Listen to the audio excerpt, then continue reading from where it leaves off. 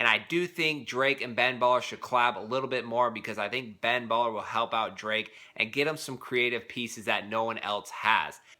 And we're back with another jewelry review video. And before everyone gets mad at me, why are we doing another back-to-back jewelry review? Why are we doing another video on someone we've already done a video on? That's because you guys have spammed me with comments and DMs, want me to do a review on this piece. And I always just make videos based off what you guys want to see. That's what you get when you're watching JACOJE.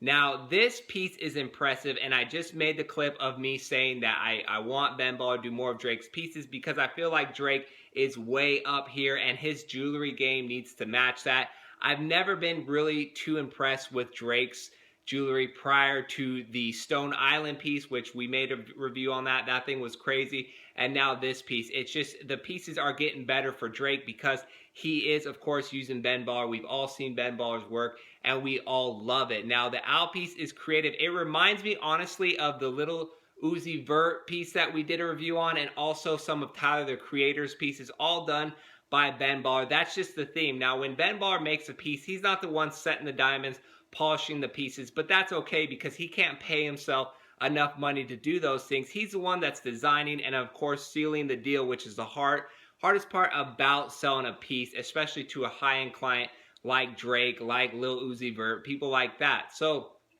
you kind of get the flavor of what Ben Baller likes to do. He likes to do things creative. He likes to use different color stones and do stuff that not a whole lot of people are doing. If you look at, again, the Tyler, the Creator pieces, the Lil Uzi Vert pieces, the list goes on and on.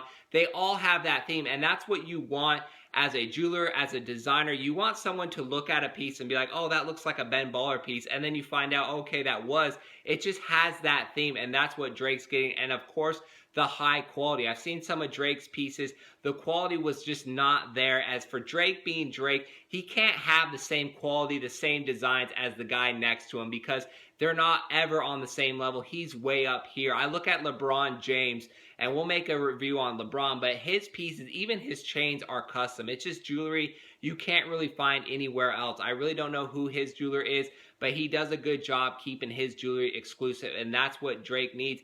And that's what he's getting with this piece. Now, getting into the D's, nuts, and bolts of this piece, it's on the Hermes link, which is nice, solid chain, something you want for your signature piece. And it has 40 carats of a mix of yellow diamonds, blue diamonds, pink sapphires, and white diamonds. So that's a lot of different gemstones and diamonds on a piece like that. I'm sure the gold weight is very heavy. TMZ.com reported at $120,000, which I thought it was kind of funny because every piece I've mentioned in previous videos, when they get on TMZ, are always $100,000 no matter what the piece is. It could be a 1mm Franco, and they'll just say he paid $100,000. Half the time, that's not the truth, but that's what they did. I think Ben Baller wanted to top the other jewelers and say, you know what, he spent a little extra with me, which isn't a bad thing. I don't think he spent near that. I would say not even half that for that piece. Let's keep in mind, the yellow diamonds most likely treated, the blue diamonds treated, the pink sapphires are treated. And when I say treated, that just means they are treated and they're lower price per carat than natural. So, and that's just how a lot of these gemstones are. If you have sapphires on your pieces or yellow, blue diamonds, most likely they're treated. It's just how it is. So it's nowhere near to make that piece. I know the design is beautiful. I know the chain is beautiful, but there's just not enough materials. If there are bigger size diamonds, even the white diamonds are the melee size is smaller and the price per carat is lower. If they're the big, 25 pointers, half carat, then okay, I could see it jump in price. But there's just not enough there to make it $120,000 worth of jewelry and design.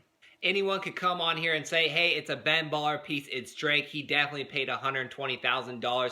That could be very well true, and I don't care. He should pay that amount. He has more money than he can do with, and he needs those types of pieces in his collection around his neck. It's marketing, it's a write-off. It could very well be $120,000. It's just that type of thing. When you're paying for designer stuff, and I consider Ben Baller kind of a designer in himself, then you are going to pay over what gold is, what a diamond is worth. That's just how it works because it's time, it's energy, and ultimately that logo on the back and the overall service you get. That's what custom jewelry is. That's what a jeweler is. Some jewelers are better than others. That's why prices are a little higher. If you go on their website, their prices are a little higher, but their work is spot on. So if you want something that you know you're going to get is real, that's going to be, you know, good quality, then you're going to pay a little extra just to have that. So, and there's plenty of jewelers around that do the same thing, myself included. But that's pretty much it, guys. Do I love the piece? I do. Do I think it's a Drake signature piece? I don't. I think Drake needs a little bit more. I think he needs a piece. The owl is cool. The logo is cool, but I feel like it needs something else. He needs more stuff to it. So that's my overall thing for a signature piece, for us to talk about it like we do the vintage Jesus piece with Kanye West. That's just the legendary pieces. Drake needs to just keep upping his game, and I do think he's on the right path with Ben Baller, IF & Co. Eventually, they're going to knock one out of the park, and everyone's going to be going crazy like they did with this piece. That's it for today's video, and we will see you on our next jewelry video.